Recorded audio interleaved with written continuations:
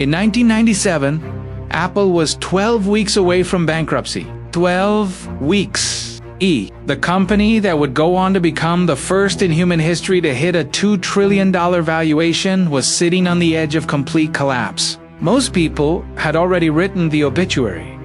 The media called it a dying brand. Wall Street had moved on.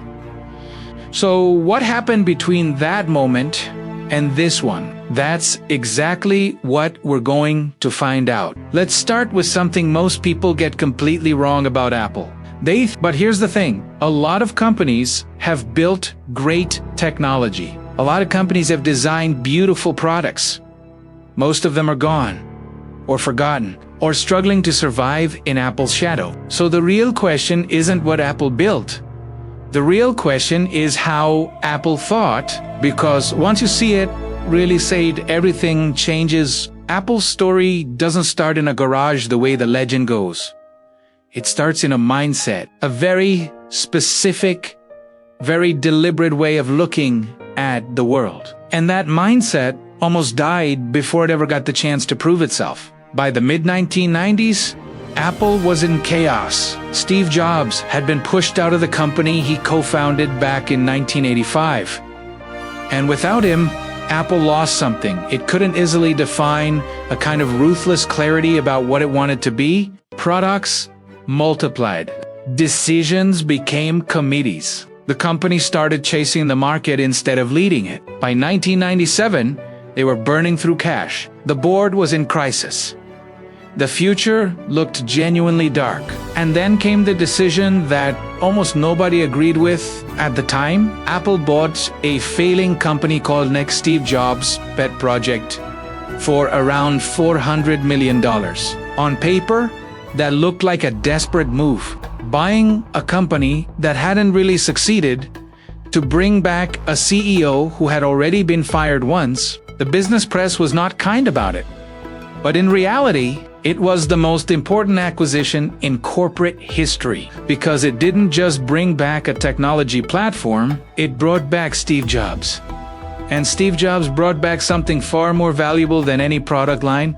He brought back vision. Now, think about that for a second. Vision sounds like a soft word, like something you put on a motivational poster. But in business, real vision is ruthless. Real vision means saying no, constantly, aggressively, to almost everything. When Jobs returned, the first thing he did wasn't launch a product. He slashed the product line by 70%. He killed projects that teams had spent years building. He made enemies inside the company almost immediately. But here's the thing. He didn't care because he understood something that most business leaders never truly learn. The cost of doing too many things is that you do none of them brilliantly. That discipline, that almost uncomfortable focus, that was the first secret. And then came 1998, the iMac, a translucent, colorful, weirdly beautiful computer that nobody asked for and everybody suddenly wanted. It wasn't the most powerful machine on the market, but it felt different. It felt alive. And that was deliberate because Jobs had already figured out that people don't buy products. People buy feelings. This was Apple's second secret. And honestly, it's the one that most businesses still don't understand. Apple never really sold computers, or phones, or tablets. They sold identity. They sold the feeling of belonging to something. The feeling of being the kind of person who uses Apple. That is a fundamentally different game than selling features. And it changes everything about how you design, market, price, and protect your products. Think about the iPod. When it launched in 2001, there were already MP3 players on the market.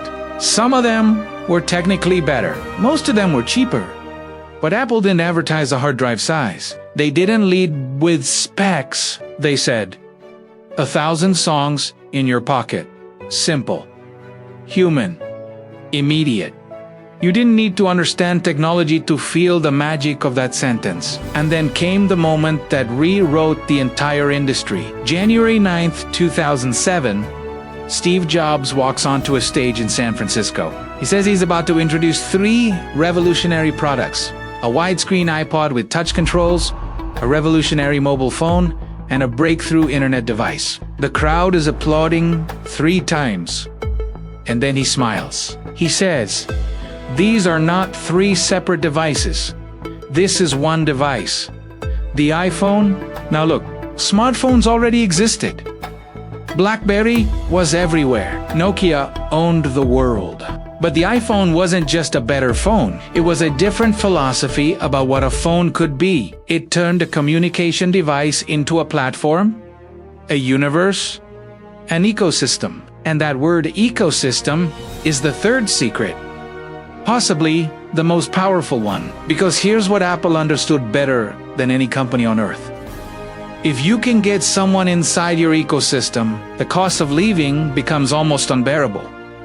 Your photos are here, your music is here, your apps are here. Your contacts, your passwords, your memories, it all lives inside Apple's world. And every new product Apple launches doesn't just add a product, it deepens the walls of that world. The App Store, iCloud, Apple Watch, AirPods, Apple Pay. Each one of these wasn't just a revenue stream, it was another reason to never leave. Another lock on the door. Brilliant. And to be fair, a little ruthless. And then there's the financial engineering that most people completely overlook. Apple has 4 years held enormous amounts of cash offshore. They've used stock buybacks on a scale that redefined how technology companies return value to shareholders. Between 2012 and 2023, Apple returned over $600 billion to shareholders through buybacks and dividends. $600 billion. That's not a company making products anymore. That's a financial machine wearing a technology company's clothes. Tim Cook, who took over after Jobs passed away in 2011, understood this dimension of Apple better than anyone. He built the supply chain into one of the most sophisticated logistical operations on the planet. He turned Apple's manufacturing relationships, particularly in China, into a competitive moat. He made Apple not just the most valuable brand in the world, but one of the most financially disciplined corporations in modern history. So when people ask, what's the secret behind Apple's success? The honest answer is that there isn't one secret. There are layers. There's the discipline to focus, the genius to sell identity instead of features, the strategy to build an ecosystem that customers don't want to escape, the financial sophistication to compound that success into something the world had never seen before. But underneath all of it, underneath the products and the profits and the market cap, there's something simpler. Something almost human. Apple has always believed, more than any other company, that the experience matters. That how something feels is just as important as what it does.